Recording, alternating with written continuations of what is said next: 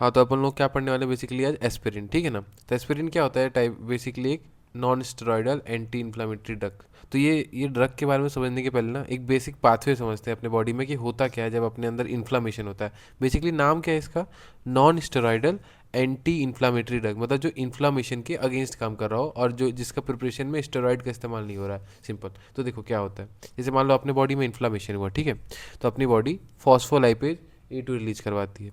अभी phospholipase A2 plasma membrane को convert कर देता है किसमें, एरेकिडोनिक एसिड में। क्या, प्लाज्मा मेम्ब्रेन किस में कन्वर्ट हो गया, एरेकिडोनिक एसिड में, डबल ए, ठीक है ना। अमीनो एसिड याद आता है ना, उसी से ये भी याद कर लो, एरेकिडोनिक एसिड। अब ये एरेकिडोनिक एसिड अलग अलग एंजाइम के हेल्प से, या तो कॉक्स साइक्लो ऑक्सीजन एंजाइम या फिर लॉक्स लाइपो ऑक्सीजन एंजाइम के हेल्प से कॉक्स पाथवे फॉलो करता है या लॉक्स पाथवे फॉलो करता है। तो कॉक्स पाथवे में क्या बनता है, प्रोस्टाग्लैंडिन। ये तो सुने होगे ना बार बार, ये प्रोस्टाग्लैंडिन एनालॉग्स देते हैं, किस में देते हैं अपन लोग, ये ग्लोकोमा में देते हैं ना। तो ऐसे ही प्रोस्टाग्लैंडिन बना रहा है, जबकि लॉक्स पाथवे में क्या हो रहा है, ल्यूकोट्राइन्स बन रहा है, ठीक है ना। तो देखो नॉर्मल अपने अपने बॉडी में देखते हैं क्या हुआ, इन्फ्लामेशन हुआ, उसके कारण एक एंजाइम फॉस्फोलाइपेज A2 एक्टिवेट हुआ। प्लाज्मा मेम्ब्रेन तो अपने सेल में होता ही है, तो उस सेल को तोड़ ताड़ के क्या बना दिया, डबल ए। डबल ए मतलब क्या, एरेकिडोनिक एसिड। एरेकिडोनिक एसिड दो पाथवे को फॉलो किया, एक कॉक्स पाथवे और एक लॉक्स पाथवे। तो जनरली कॉक्स पाथवे को जब फॉलो करते हैं तो क्या बनता है, प्रोस्टाग्लैंडिन्स। और वो प्रोस्टाग्लैंडिन जहाँ भी, जैसे मान लो ये सेल है, ठीक है, यहाँ पे एंजाइम एक्टिवेट हुआ, आसपास प्रोस्टाग्लैंडिन निकले, तो ये आसपास के जो नर्व्स हैं ना और सेल्स हैं उनको सेंसिटाइज कर देगा, एकदम हाइपर एक्टिव हो जाएंगे। उसी को बोलते हैं हाइपर एल्जीसिया, सेंसेशन बढ़ जाने को हाइपर एल्जीसिया कहते हैं। तो वही सेंसिटाइज नर्व एंडिंग, सिंपल। तो ये अपना क्या हुआ, इन्फ्लामेशन के दौरान क्या हो रहा है उससे समझ रहे हैं, ठीक है। तो लेकिन जब NSAID देते हैं ना, तो वो क्या करता है, इसी कॉक्स एंजाइम को इनिबिट कर देता है। तो कॉक्स इनिबिट हो गया तो प्रोस्टाग्लैंडिन नहीं बनेगा, और प्रोस्टाग्लैंडिन नहीं बनेगा तो इसके अंदर जो इसके कारण जो इन्फ्लामेशन हो रहा था वो भी नहीं होगा, सिंपल। चलो, तो अपन लोग अब कॉक्स एंजाइम समझते हैं, तीन टाइप के होते हैं। देखो, कॉक्स 1, कॉक्स 2 और कॉक्स 3। डायग्राम से समझो, ये नॉर्मल सेल बनाया हूँ मैं, ये एक इन्फ्लामेटरी सेल मैक्रोफेज समझ लो, और ये ब्रेन को बनाया। जो कॉक्स 1 है ना, वो का उसका काम क्या है, वो सब नॉर्मल सेल में सब मतलब बेसिकली ये जो मैंने बनाया है ना कि कहाँ कहाँ कौन सा एंजाइम प्रेजेंट होता है, कॉक्स 1 सारे सेल्स में प्रेजेंट होता है, कॉक्स 2 इन्फ्लामेटरी सेल्स में प्रेजेंट होता है बस, और कॉक्स 3 ब्रेन में प्रेजेंट होता है। तो देखो, कॉक्स 1 का काम क्या है, बहुत अच्छा काम करता है। वो अच्छा काम का क्या मतलब, अपने बॉडी में होम्योस्टेसिस मेंटेन करके रखता है। जैसे आप लोग पढ़े होंगे ना कि अपन लोग जब पेप्टिक अल्सर में एस्पिरिन नहीं देना होता, क्यों, क्योंकि एस्पिरिन क्या जाता है, अपने स्टमक में जाता है और वहाँ पे प्रोस्टाग्लैंडिन की सिंथेसिस को घटाते जाता है, और कुछ प्रोस्टाग्लैंडिन अपने बॉडी में होम्योस्टेसिस मेंटेन कराती हैं। तो वही उसका होम्योस्टेसिस मेंटेन नहीं हो पाता है, तो इसलिए हम लोग उस टाइम एस्पिरिन नहीं देते पेप्टिक अल्सर में। तो नॉर्मल सेल में ये क्या करा रहा है, अच्छा काम करा रहा है, मतलब होम्योस्टेसिस मेंटेन करा रहा है। इन्फ्लामेटरी सेल्स की वजह से ये क्या कराता है, बुरा काम कराता है, मतलब बेसिकली उससे जब एंजाइम, ये कॉक्स एंजाइम रिलीज होता है तो प्रोस्टाग्लैंडिन बनते हैं, तो वो इन्फ्लामेशन कराते हैं। और कॉक्स 3 वाले जो एंजाइम है वो कैसे सब्सटेंस प्रोड्यूस कराते हैं, जिसके कारण क्या होता है, फीवर, सिंपल। तो कॉक्स एंजाइम तीन है, एक जो नॉर्मल सेल में प्रेजेंट है, एक जो इन्फ्लामेटरी सेल में प्रेजेंट है, एक जो ब्रेन में प्रेजेंट है। नॉर्मल सब में तो कॉक्स 1 प्रेजेंट ही होगा और होम्योस्टेसिस मेंटेन करा रहा होगा, कॉक्स 2 इन्फ्लामेशन करा रहा होगा और कॉक्स 3 फीवर करा रहा होगा, सिंपल। तो देखो, अब क्लासिफिकेशन, ये जो अपना NSAID का क्लासिफिकेशन होता है इसी बेसिस पे होता है कि हम लोग कौन से कॉक्स के एंजाइम को इनिबिट कर रहे हैं।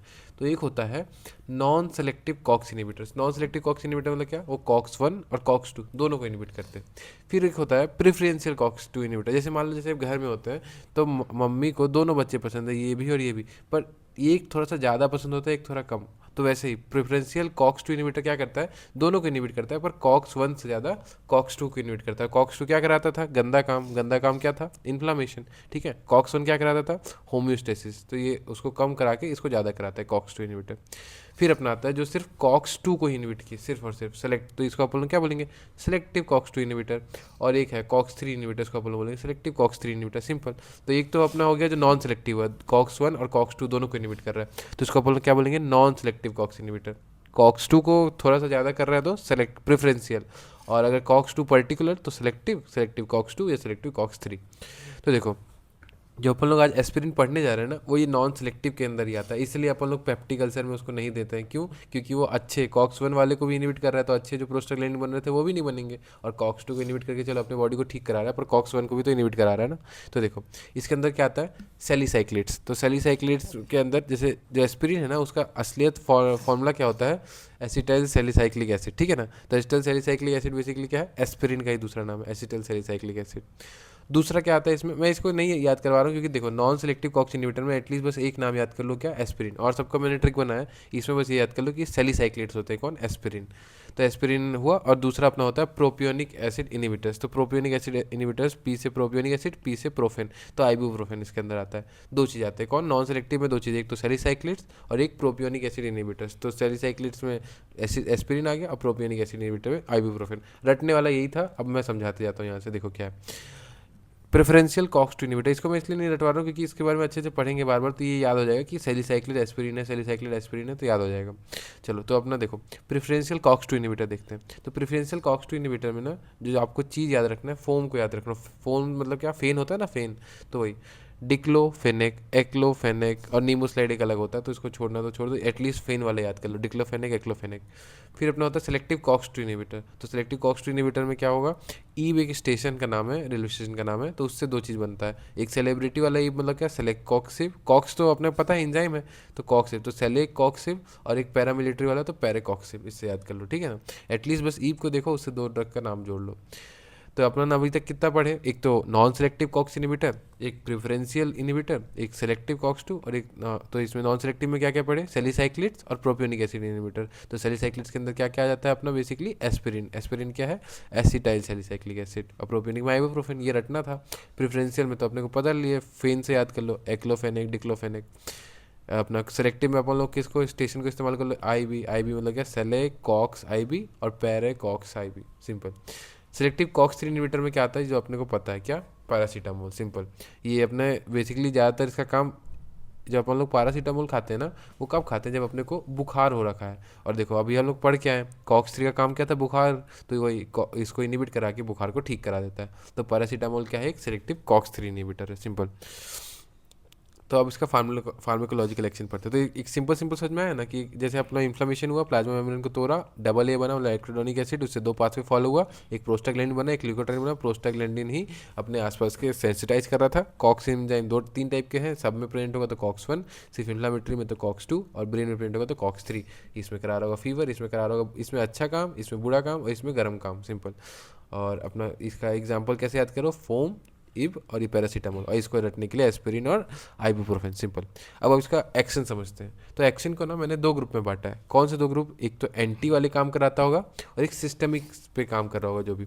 तो देखो एंटी वाले क्या क्या होंगे, जो पेन के अगेंस्ट कर रहा हो, एंटी पेन इफेक्ट, तो मतलब क्या, एनाल्जेसिक इफेक्ट प्रोड्यूस करा रहा होगा। दूसरा इन्फ्लामेशन से रुकवा रहा होगा, तो एंटी इन्फ्लामेटरी इफेक्ट। फिर अपना क्या बोलते हैं, प्लेटलेट को इनहिबिशन, जो नंबरिंग को छोड़ दो, बस समझो क्या क्या है। तो एंटी पेन हुआ तो analgesic effect, anti inflammatory effect, platelet को एंटी कर रहा होता है, एंटी प्लेटलेट इफेक्ट, समझेंगे एंटी प्लेटलेट इफेक्ट क्या होता है। और उसके बाद टेम्परेचर को घटवा रहा होता है, एंटी पायरेटिक इफेक्ट, सिंपल, समझे। तो सब एंटी एंटी है। दर्द से ठीक करा है तो एंटी एनाल्जेसिक, टेम्परेचर घटवाया तो एंटी पायरेटिक, इन्फ्लामेशन घटवाया तो एंटी इन्फ्लामेटरी, और प्लेटलेट गए तो एंटी प्लेटलेट। तो देखो पहले से चालू करते हैं, किससे, पहले पेन से चालू करते हैं। तो नॉर्मली क्या होता है अपने बॉडी में पेन कैसे होता है, तो जैसे इन्फ्लामेशन हुआ, इन्फ्लामेशन के कारण प्रोस्टाग्लैंडिन निकला, और प्रोस्टाग्लैंडिन आसपास के पेन्स नर्व एंडिंग को सेंसिटाइज करा दिया, सिंपल। पर जब हम लोग एस्पिरिन ले लिए ना, तो ये प्रोस्टाग्लैंडिन निकलेगा ही नहीं, क्यों, क्योंकि उसने तो नॉन सेलेक्टिव कॉक्स इनहिबिटर है, तो उसने कॉक्स 1 और कॉक्स 2 दोनों को इनहिबिट कर दिया। तो कॉक्स 2 इनहिबिट हो गया तो प्रोस्टाग्लैंडिन नहीं बना, नहीं बना तो सेंसिटाइज नहीं हुआ नर्व एंडिंग।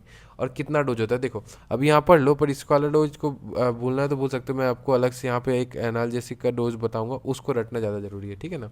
तो जनरली इतने डोज पे वो काम करता है, कितना एनाल्जेसिक डोज, 2 से 3 ग्राम पर डे, सिंपल। तो ये अपना क्या हो गया, एनाल्जेसिक इफेक्ट। एनाल्जेसिक इफेक्ट कैसे कराया, by inhibiting the release of prostaglandin. दूसरे पे आते हैं, चलो यहाँ दूसरा एंटीबायोटिक लिखा तो पहले उसको समझ लेते हैं। तो क्या हो रहा है, फीवर, जैसे फीवर हो रहा है, तो फीवर के दौरान अपने बॉडी में क्या होता है, पायरोजन, पायरोजन समझते हो, पायरेटिक्स का मतलब ही होता है फीवर, ठीक है ना। तो ऐसे सब्सटेंस जो फीवर करवा रहे हैं उनको पायरोजन बोलेंगे। तो अपने अंदर जैसे फीवर के दौरान क्या होता है, जो भी इन्फ्लेमेशन हुआ, अपने अंदर पायरोजन का प्रोडक्शन होता है। अब पायरोजन का प्रोडक्शन हुआ तो किस पे एक्ट करता है, हाइपोथैलेमस पे। वो हाइपोथैलेमस पे एक्ट किया ना, तो हाइपोथैलेमस में प्रोस्टाग्लैंडिन का सिंथेसिस होता है। तो जब ये प्रोस्टाग्लैंडिन का सिंथेसिस हुआ तो वहाँ का जो बेसिक बैलेंस था ना, थर्मोस्टेटिक बैलेंस के लिए रिस्पॉन्सिबल होता है हाइपोथैलेमस, वो डिस्टर्ब हो जाता है, सिंपल। तो देखो क्या हुआ, पायरोजन बना, पायरोजन कहाँ गया, हाइपोथैलेमस में पीजी बनवाया, और वो पीजी वहाँ पे टेम्परेचर का इम्बैलेंस करा था। तो जब हम लोग एस्पिरिन दिए तो ये पीजी बेसिकली, यहाँ पीजी बनने के कारण तो इम्बैलेंस हो रहा है ना, तो पीजी को ही उसका प्रोडक्शन को घटवा देगा, और घटेगा, जब वो घट जाएगा तो अपना थर्मोस्टेटिक बैलेंस आ जाएगा, सिंपल। तो इसका एंटीबायोटिक डोज वही सेम है इसके तरह, 2 to 3 gram per day, simple, ठीक है ना। फिर अपन लोग देखते हैं क्या, यहाँ पे अच्छा इसका एक ये यहाँ पे आ गया था, आपको नोट्स में एड करा दूंगा। हाँ, एंटी इन्फ्लामेटरी इफेक्ट। तो देखो एंटी इन्फ्लामेटरी इफेक्ट में क्या है, बेसिकली 3 चीज़ की तरह ये एंटी इन्फ्लामेटरी करा रहा है। पहले तो आप पढ़ के ही आए हो अभी तक, क्या कॉक्स 2 को इनिबिट करा रहा होगा, कॉक्स 2 इनिबिट हुआ तो प्रोस्टाग्लैंडिन नहीं बना, मतलब सप्रेस अपना production of inflammatory mediator, simple. दूसरा, इन्फ्लामेशन के लिए कौन रिस्पॉन्सिबल होता है, ल्यूकोस अपना न्यूट्रोफिल, ल्यूकोसाइड, ये सब रिस्पॉन्सिबल होते हैं ना। तो न्यूट्रोफिल का चिपकना ही रोकवा दो वेस्कुलेचर से। अगर न्यूट्रोफिल चिपकेगा ही नहीं तो फिर वहाँ पे एक्ट कैसे कर पाएगा, तो decrease adherence of granulocyte to damage vasculature. और तीसरा, वहाँ पे डब्ल्यूबीसी का माइग्रेशन नहीं घटवा दो, जिस एरिया में आपका इन्फ्लामेशन हो रखा है वहाँ पे कम डब्ल्यूबीसी आएंगे तो कम इफेक्ट दिखा पाएगा, सिंपल। तो या तो कम आए, आ भी गया तो उसका एडरेंस को घटा दो, और एडरेंस के घटाने के बाद इंजाइम को भी इनिबिट करा दो, सिंपल, ठीक है ना। तो एंटी इन्फ्लामेटरी डोज ज़्यादा होता है, थोड़ा सा दुगना है उसका, 4 से 6 ग्राम पर डे, ठीक है ना। इसको, इन लोग के डोजेस को अगर तुम भूल भी जाओ तो चलेगा, हम लोग यहाँ पे अच्छे से डोजेस के बारे में समझेंगे, उसको याद करना ज़्यादा जरूरी है, ठीक है ना। तो यहाँ एटलीस्ट बस इफेक्ट के बारे में समझो, बाकी डोजेस में आगे समझा दूंगा अच्छे से, क्योंकि कहीं कहीं पे कॉन्ट्रा इंडिकेशन आ जाता है डोजेस का, तो इस कारण से कन्फ्यूजन होता है, इसलिए मैं बोल रहा हूँ यहाँ के डोजेस को याद करना ज़्यादा सही है। और फिर अपना आता है एंटी प्लेटलेट इफेक्ट। तो एंटी प्लेटलेट इफेक्ट क्या है, ये बहुत छोटे क्वांटिटी में ही चाहिए होता है, ठीक है ना। तो ये क्या कराता है, थोड़ा सा, अपन लोग अभी तक ग्राम दे रहे थे, यहाँ पे अपन लोग कितना देंगे, 50 से 300 मिलीग्राम पर डे, ठीक है ना। तो 50 से 300 मिलीग्राम पर डे दिए, तो इसके कारण क्या होगा, थ्रोम्बोक्सिन A2 का सिंथेसिस इनिबिट हुआ, और थ्रोम्बोक्सिन A2 करवाता है प्लेटलेट एग्रीगेशन, तो वो भी इनिबिट हो जाएगा, सिंपल। तो ये कॉक्स इनिबिट हुआ, तो एक टाइप का अपना इन्फ्लामेटरी मीडिएटर इनिबिट हुआ, तो उसके कारण प्लेटलेट का एग्रीगेशन ही नहीं हुआ, सिंपल। तो समझे फार्माकोलॉजिकल एक्शन क्या हुआ इसका, 4 एंटी इफेक्ट हुए, क्या क्या है 4 एंटी इफेक्ट हुए, एंड एंटी पेन मतलब analgesic effect, anti pyretic effect, anti inflammatory effect, और अपना anti platelet effect, simple. Anti analgesic कैसे कराया, पीजी का प्रोडक्शन घटवाया तो अपना सेंसिटाइज ही नहीं हुआ नर्व एंडिंग। एंटीपायरेटिक कैसे कराया, पायरोजन वहाँ पे प्रोस्टाग्लैंडिन सिंथेसिस कराया तो प्रोस्टाग्लैंडिन के सिंथेसिस को इनिबिट करा दिया। दोनों में 2 से 3 ग्राम पर डे लिखा हुआ है। इसमें एंटी इन्फ्लामेटरी में 3 तरीके से कराया, या तो वहाँ पे माइग्रेशन ही नहीं होने दो ल्यूकोसाइड का, दूसरा अगर आ भी गया तो उसका एड्रेस घटा दो, और इंजाइम को इनिबिट करा दो, सिंपल। और एंटी प्लेटलेट इफेक्ट कैसे चलता है कि बेसिकली अपना केमिकल है, केमिकल मीडिएटर कौन, थ्रोम्बोक्सिन A2, जो कि चिपकवाता है, तो कॉक्स इंजाइम उसी को इनिबिट करवा देता है, उसका प्रोडक्शन, मतलब कॉक्स इंजाइम उसका प्रोडक्शन कराता है। तो NSAID उसी इंजाइम को इनिबिट कर दिया तो इसका प्रोडक्शन ही नहीं होगा, तो प्लेटलेट का एग्रीगेशन ही नहीं होगा। तो एंटी प्लेटलेट इफेक्ट, प्लेटलेट आसपास में चिपकेंगे नहीं, और चिपकेंगे नहीं तो क्या नहीं बनेगा, थ्रोम्बस नहीं बनेगा, सिंपल। तो ये एंटी वाला पार्ट हुआ। सिस्टमिक एक्शन देखते हैं क्या होता है। तो देखो सिस्टमिक एक्शन ऊपर से नीचे तक आते जाओ, देखो ऊपर अपना लंग्स रहता है और नीचे अपना GIT और किडनी रहता है, तो ऐसे ही याद कर लो। तो लंग्स में क्या करता है, देखो एंटी इन्फ्लामेटरी डोज मान लो दिए हम लोग ठीक करने के लिए कुछ इसका बीमारी, तो 4 से 6 ग्राम देते हैं। तो जब दिए ना तो ये अपना NSAID क्या कराता है, स्मूथ मसल में मेटाबॉलिज्म बढ़ा देता है, तो उसके कारण क्या, ऑक्सीजन का कंजप्शन बढ़ जाता है। तो वही इंक्रीज ऑक्सीजन बेसिकली ऑक्सीजन का कंजम्पशन बढ़ाता है, ऑक्सीजन ज़्यादा है तो मेटाबॉलिज्म भी ज़्यादा करेगा, तो मेटाबॉलिज्म भी ज़्यादा होता है। और जब मेटाबॉलिज्म ज़्यादा हुआ तो उसके कारण क्या होगा, CO2 भी ज़्यादा बनेगा। अब CO2 ज़्यादा हुआ अपने ब्लड में तो क्या, रेस्पिरेटरी सिस्टम स्टिमुलेट होते हैं, और रेस्पिरेटरी सिस्टम स्टिमुलेट हुए तो हम लोग क्या, फिर लंबी लंबी सांस लेंगे, इंक्रीज डेप्थ ऑफ रेस्पिरेशन। और लंबी लंबी सांस लेंगे तो उसके कारण क्या, अपने बॉडी में धीरे धीरे CO2 की लेवल घटने लग जाएगी कंपनसेट करने के चक्कर में।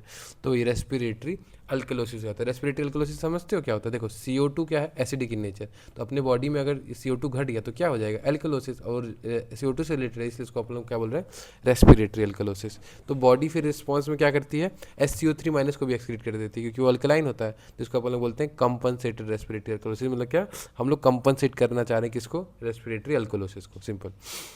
तो देखो इसमें हो क्या रहा है, बेसिकली हम लोग ने 4 से 6 ग्राम जब दिया तो ऑक्सीजन का इंटेक बढ़ा, ऑक्सीजन का इंटेक बढ़ा तो मेटाबॉलिज्म बढ़ा, मेटाबॉलिज्म बढ़ा तो CO2 बढ़ा, CO2 बढ़ा तो ब्रेन स्टिमुलेट हुआ, ब्रेन स्टिमुलेट हुआ तो उसने लंबी लंबी सांसें ली तो CO2 बाहर गया, CO2 बाहर गया तो अपना एल्कलोसिस हो गया, एल्कलोसिस हुआ तो बॉडी ने बोला चलो और अल्कलाइन को बाहर फेंको, SCO3- एक्सेलेरेशन हुआ तो कंपनसेटेड रेस्पिरेटरी अल्कलोसिस। मुझे भी ये लग रहा था कि एसिडोसिस होना चाहिए, पर नहीं, एल्कलोसिस इसलिए क्योंकि ये बता रहा है कि इसको कंपनसेट किया गया है यहाँ पे। अब देखो टॉक्सिक डोज मान लो ये 4 से 6 ग्राम दिए तो समझ में भी आता है, पर मान लो बहुत ज़्यादा दे दिए, 10-20 ग्राम 30 ग्राम देखेंगे अभी इसका टॉक्सिसिटी। तो अगर बहुत सारा दे दिए तो रेस्पिरेटरी सेंटर को ना दबा देता है वो। अब रेस्पिरेटरी सेंटर दब गया तो रेस्पिरेटरी सेंटर लंबे लंबे वो सांस लिया था, तभी तो CO2 घट रहा था, पर वही दब गया तो लंबे लंबे सांस अब होंगे नहीं, तो CO2 अपने बॉडी में इकट्ठा होने लग जाएगा। तो उसको अपन लोग बोलेंगे अनकम्पनसेटेड, कंपनसेट करने वाला कोई है ही नहीं, तो अनकम्पनसेटेड रेस्पिरेटरी एसिडोसिस हो जाएगा। क्यों? क्योंकि CO2 एक्यूमुलेट हो जा रहा है। तो नॉर्मल डोज पे ये काम हो रहा होता है रेस्पिरेटरी इफेक्ट का, और ये टॉक्सिक डोज में यहाँ पे रेस्पिरेटरी एसिडोसिस पाया जाता है, सिंपल।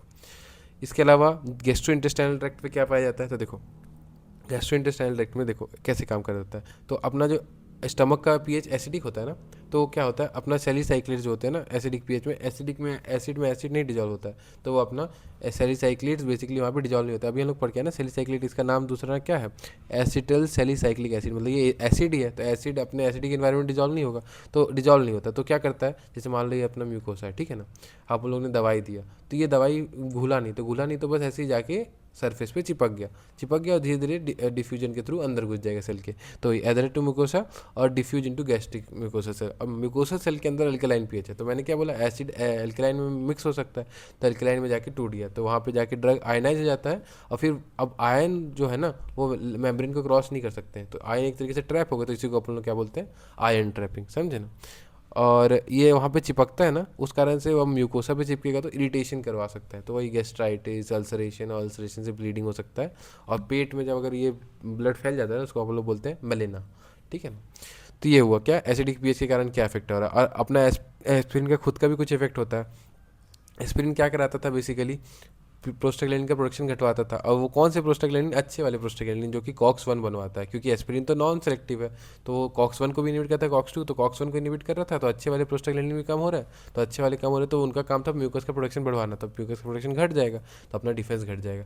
साथ में अपन लोग अभी पढ़ के आए कि ये देखो थ्रोम्बोक्सिन A2 को इनिबिट करा रहा है ना, तो थ्रोम्बोक्सिन A2 को इनिबिट कराया, प्लेटलेट से चिपकेगा नहीं, तो मान लो इसके कारण जो ये इरिटेशन के कारण जो ब्लीडिंग हो रहा था, तो ब्लीडिंग अगर प्लेटलेट ठीक होता तो यहाँ पे चिपक के ठीक कर देता, पर इसका काम क्या है, एंटी प्लेटलेट इफेक्ट, तो और ब्लीडिंग होती रहेगा, सिंपल, समझे। तो प्लेटलेट एग्रीगेशन घटाया तो ब्लीडिंग बढ़ जाएगा अपने उससे। तो ये अपना GIT पे ये इफेक्ट हुआ, एक तो एसिडिक के कारण वहाँ पे डिजॉल्व नहीं हुआ तो अंदर गया सेल के, और सेल के अंदर जाके टूटा, और टूट के वापस नहीं जा सकता क्योंकि अब आयन में कन्वर्ट हो गया, तो उसको अपन लोग बोलेंगे आयरन ट्रैपिंग। और एस्पिरिन में बेसिकली प्रोस्टाग्लैंडिन सिंथेसिस इनहिबिट कराया और प्लेटलेट का एग्रीगेशन इनहिबिट कराया, दोनों ही अपने उसको वर्स करता है, किसको, अपने पेप्टिकल से, क्योंकि देखो यहाँ पे बेसिकली ब्लीडिंग बढ़ते जा रहा है और डिफेंस भी नहीं बचा, तो नेट अपना अल्सर को और प्रोग्रेस ही कराएगा, इसीलिए अपन को एस्पिरिन नहीं देना होता पेप्टिक अल्सर में। साथ में देखो अपन लोग लंग्स समझ लिए, उसमें अल्कलोसिस का कंपोजिटेड रेस्पिरेटरी एसिडोसिस, अल्कलोसिस वो सब चल रहा था। GIT में अपन लोग देख लिए कि बेसिकली अल्सर करा रहा है। यूरिक एसिड का एक्सक्रीशन, अब देखो क्या होता है, ये इसमें ना कन्फ्यूजन से बचने के लिए मैं बता रहा हूँ। जैसे मान लो देखो एस्पिरिन का जब डोज कम देंगे ना, तो मैंने देखो डोज कम को फिर उसके बाद क्या नीचे ऊपर बनाया, मतलब क्या कि अपना जो यूरेट क्रिस्टल है उसका एब्जॉर्प्शन होगा बॉडी में, जब ये कम देंगे तो एब्जॉर्प्शन होगा, पर जब ये डोज ज़्यादा देंगे तो अपना इसके अपने बॉडी से चला जाएगा बाहर। तो वही है, अगर एस्पिरिन का डोज 1 से 2 ग्राम पर डे दिए तो यूरेट का एब्जॉर्प्शन हो जाएगा, तो यूरेट रिटेंशन है, सिंपल सी बात है। और जब एस्पिरिन का डोज बढ़ा दिए 5 ग्राम से ज़्यादा दे दिए, तो उसका डोज बढ़ा दिए तो ये बाहर चलने लग जाएगा, मतलब रिजॉर्प्शन नहीं होगा, तो उसको अपन बोलेंगे यूरिकोसूरिया, सिंपल, समझे। ये कंप्लीट हो गया। तो अपन लोग ने एंटी इफेक्ट देखा और अपन लोग ने सिस्टमिक इफेक्ट देखा। इसको अपन लोग नेक्स्ट पार्ट में देखेंगे, एडवर्स इफेक्ट्स को और यूजेस को।